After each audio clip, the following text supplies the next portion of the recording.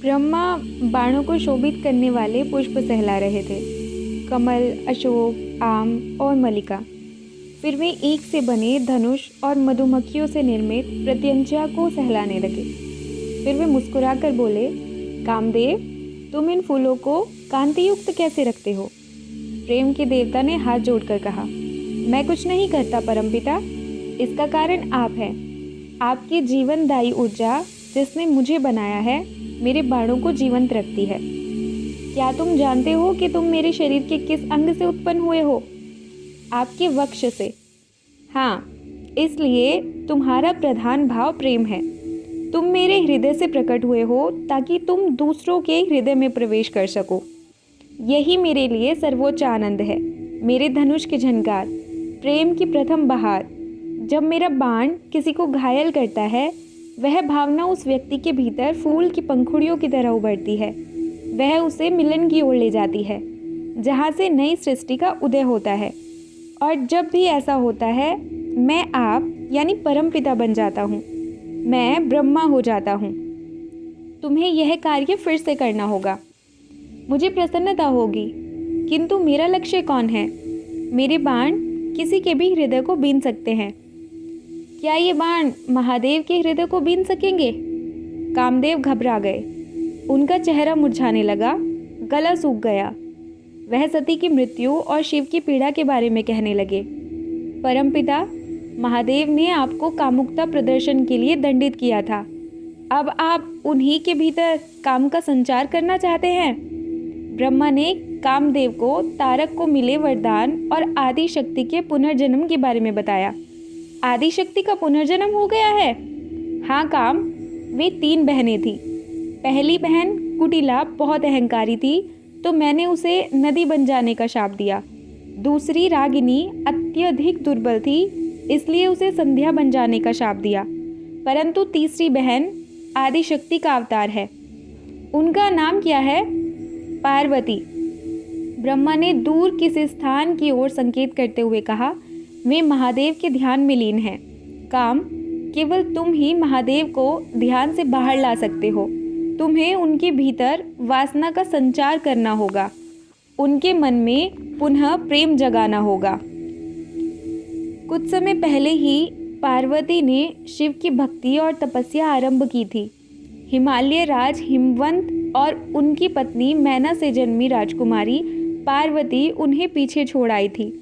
उनके माता पिता उनकी बहनों के लिए शोक करते थे, जिन्हें ब्रह्मा ने शाप दिया था। मैना ने पार्वती से रुकने की विनती की, लेकिन उन्होंने माँ को अपने जन्म से जुड़ी भविष्यवाणी याद दिला दी।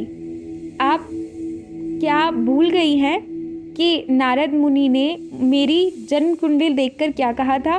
उन्होंने कहा था कि मेरा जन्म शिव की पत्नी बनकर उन्हीं में विलीन हो जाने के लिए हुआ है। मैं बचपन से कैलाश पर्वत पर महादेव के साथ रहने का स्वप्न देखती आई हूँ।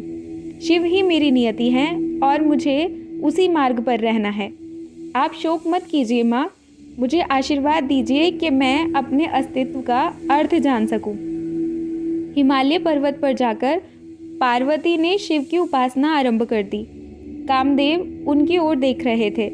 तभी उनकी दृष्टि महादेव पर पड़ी, जिसे देखकर कामदेव भयभीत हो गए। वह महायोगी ध्यान की मुद्रा में स्थिर बैठे थे। उनकी आंखें बंद थीं, बाहें तनी हुई थी, रीढ़ बिल्कुल सीधी। वह दुख में ऐसे डूबे थे मानो पत्थर से लहू रिस रहा हो। कामदेव भय से कांपने लगे। उनकी उंगलियां बाण नहीं उठा पा रही थी, किंतु महादेव के शब्द कामदेव का हाथ पकड़कर धनुष की प्रत्यंचा चढ़ा रहे थे। तारक के लिए। कामदेव ने निशाना साधा और बाण छोड़ दिया।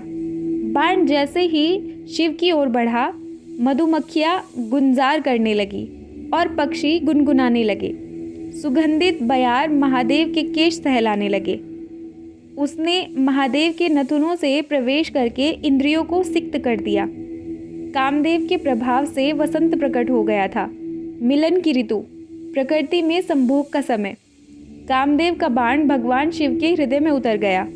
उसके 4 पुष्प शिव के चट्टान जैसे दृढ़ मन में जड़ें जमाने का प्रयास करने लगे। वे उनके भीतर प्रेम जगाने का प्रयत्न कर रहे थे, संताप के ढेर में भाव उत्पन्न करना चाह रहे थे। शिव कुपित हो गए। उन्होंने अपने नेत्र खोल दिए।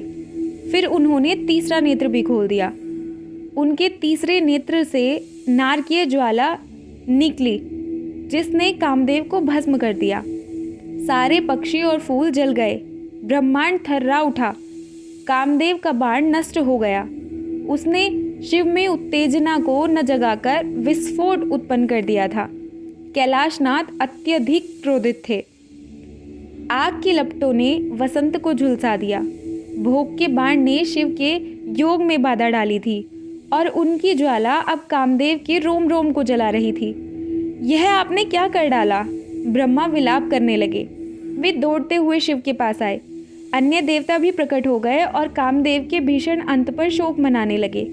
उन्होंने शिव को तारक और उसे मिले वरदान के बारे में बताया, जो समस्त ब्रह्मांड के लिए संकट बन गया था। आपने यम को मार डाला, जो मृत्यु के अधिदाष्टा हैं, ब्रह्मा ने कांपते हुए कहा। और अब आपने काम को भी समाप्त कर दिया, जो जीवन का स्रोत है। शिव कुछ देर चुपचाप बैठे रहे। फिर वे उठकर कामदेव की पत्नी रति की ओर बढ़ने लगे। वह धरती पर पड़ी विलाप कर रही थी। उसने मुट्ठी में भस्म उठा रखी थी। सती और रति, उसकी आंख से आंसू बह रहे थे। ऐसा प्रतीत होता है कि अग्नि को हम दोनों पसंद हैं। सती ने आत्मदाह किया था, अब रति को जलना पड़ रहा है। सती जलकर भस्म हो गई थी, किंतु रति सदा जलती रहेगी। नहीं, शिव ने उसके शीर्ष को स्पर्श किया। कामदेव द्वापर युग में पुनः जन्म लेंगे और तुम दोनों का फिर से मिलन होगा। रति ने अपने ऊपर पति की भस्म लगाई तो ब्रह्मा ने महादेव को उनका त्रिशूल सौंप दिया। आपको भी सती से पुनः मिलन होगा। उन्होंने कठोर तपस्या आरंभ कर दी है। मैं फिर किसी के प्रति आसक्त नहीं होना चाहता। मैं देख चुका हूँ इच्छा कैसे माया से बांध देती है, किंतु वह आपकी सती है, आपकी अपनी है। उन्होंने आपसे कभी अलग न होने के लिए ही पुनर्जन्म लिया है।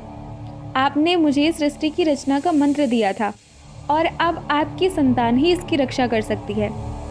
शिव और शक्ति का यह मिलन चिरस्थायी है। कृपया इसे होने दे। यह तारक को पराजित करने के लिए ही नहीं, अपितु ब्रह्मांड के पालन पोषण के लिए भी अनिवार्य है। अभी नहीं, अभी नहीं। शिव पार्वती को देखने लगे। वह देख रहे थे किस प्रकार वे बर्फीले शिखर पर तपस्या कर रही थी, कैसे वह हर रात बर्फ में जम जाती और सुबह फिर सामान्य हो जाती थी। महादेव देख रहे थे कि वे किस प्रकार भोजन और पानी का त्याग करके केवल पत्तों पर जीवित थी। फिर कैसे उन्होंने धीरे धीरे पत्तों का भी त्याग कर दिया। कैसे पार्वती केवल शिव के नाम के बल पर निर्वाह कर रही थी। कैसे उनकी देह ढह रही थी, परंतु उनका प्रेम उनको बल दे रहा था। अपर्णा। पार्वती अपने स्थान से हिली नहीं। अपर्णा। पार्वती ने आंखें खोली। वह शब्द गूंज रहा था मानो बर्फ ने धीमे से कुछ कहा हो। शिव पार्वती के समक्ष खड़े थे। कामदेव की वासना को ठुकराने वाले शिव ने पार्वती को प्रेम से अपना लिया। पार्वती के योग ने शिव को पुनः भोग के लिए प्रेरित कर दिया था।